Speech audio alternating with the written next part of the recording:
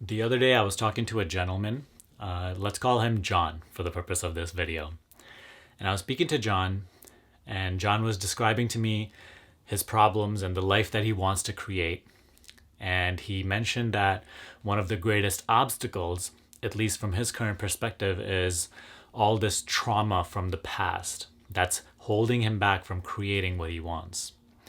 And John further mentioned that, he's been through a lot in the past, a lot of ups and downs, a lot of negative emotions, a lot of traumatic events, which are still deeply instilled within his memory and are what, in his opinion, are what is holding him back from really moving in a positive direction. And as I was speaking to John and describing to him how, I asked John, who does the trauma exist for? Right? Who is the trauma limitation for? Who is the trauma holding back from moving in a positive direction? See, John's definition currently of himself, John's identification currently as what he claims himself to be, is the mental entity, the mental identity named John, with this past, with this story, with all these little desires and resistances. And what John really consists of, right, in his definition, in his experience of himself, it just consists of a bundle of thoughts, beliefs, feelings, emotions, sensations, and perceptions. That really is what comprises this identity that consists of mind and body. And so I asked John, right, who does the trauma exist for? Who does it affect?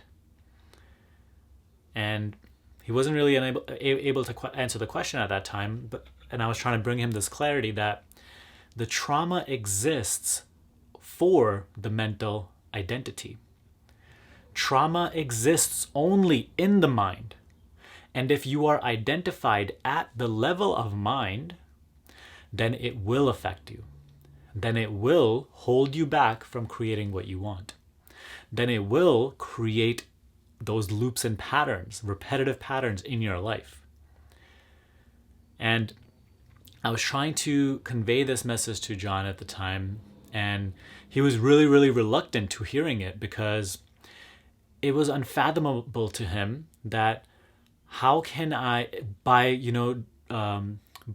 seeing myself at a deeper level, right? Because I was explaining to him that by recognizing what you are prior to that mental identity, by shifting your sense of self from mind to your true position that is prior to all of this mind stuff, to your trauma, that is the true healing. That is one of the greatest steps, the deepest healing, the greatest dissolvement of your trauma lies in that one step.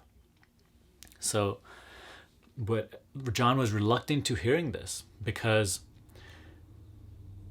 he just could not fathom how making this shift could help him heal this trauma.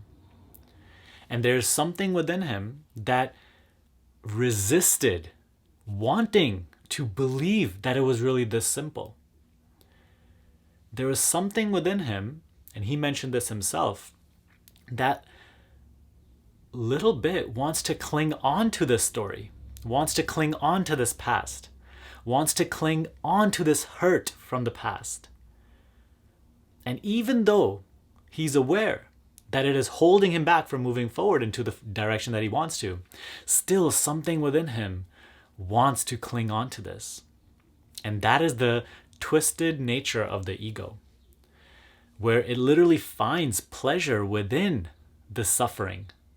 It finds pleasure within identifying with all that was done wrong to it, all that was incorrect in the past.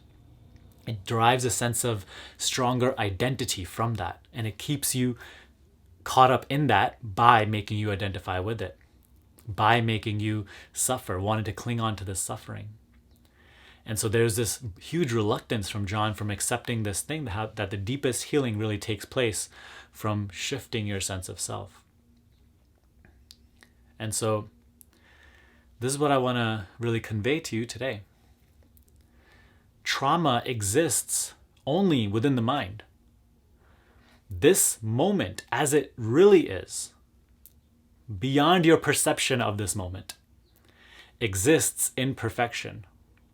You, prior to the idea you have of yourself, prior to all these belief systems and false identifications, exist in perfection here and now.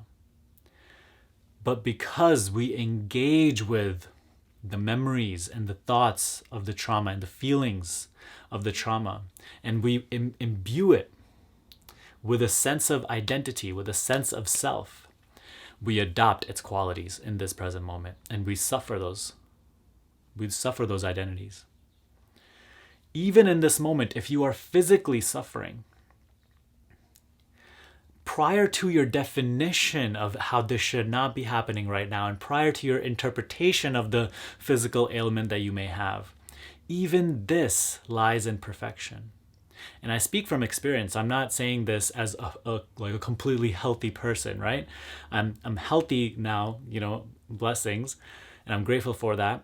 But I come from this healing sort of past. I only got onto the spiritual journey because I had to suffer a 6-year-old long illness. And so the great part of my own healing has happened through this exact principle that I speak to you now. And even if there is pain in this moment, prior to your interpretation of the pain and description and judgment of the pain, even the pain lies here in perfection. And it will also dissolve along with the memories of the trauma and all the other thoughts of the trauma, if we learn to, through presence, shift our sense of self from identifying with all this stuff to our true position, back to our true position. So we're not creating anything. We're simply letting go of all the false identifications, the sense of self that you have injected your story with, which, by the way, in this moment, your story is nothing other than just a bunch of thoughts. In reality, the only thing that exists truly is what is here as it is right now. And I'm not even talking about the contents of this present moment, but instead the very own presence which gives light to this present moment. That is the only reality. And so, if we want to heal our trauma at the deepest level, right, we can do all the other stuff on the surface, like the hypnotherapy and the letting go method and all that stuff. All that has significance to a certain degree. However, it is still, all those methods are done by an identity that is identified as having this past, having this trauma.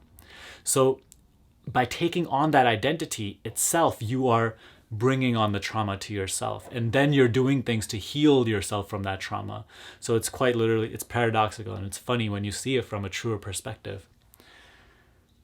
So this itself is the greatest healing, by bringing presence to ourselves, to our life, by meditation, by self-inquiry, by truly going deeper and becoming interested in our true nature.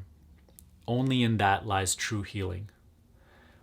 And the trauma itself ceases to be relevant. Just like something from the past that you have no recollection of anymore, no memory of, just like that, the trauma itself dissolves to the point where you don't even remember that you had that particular trauma that you're describing.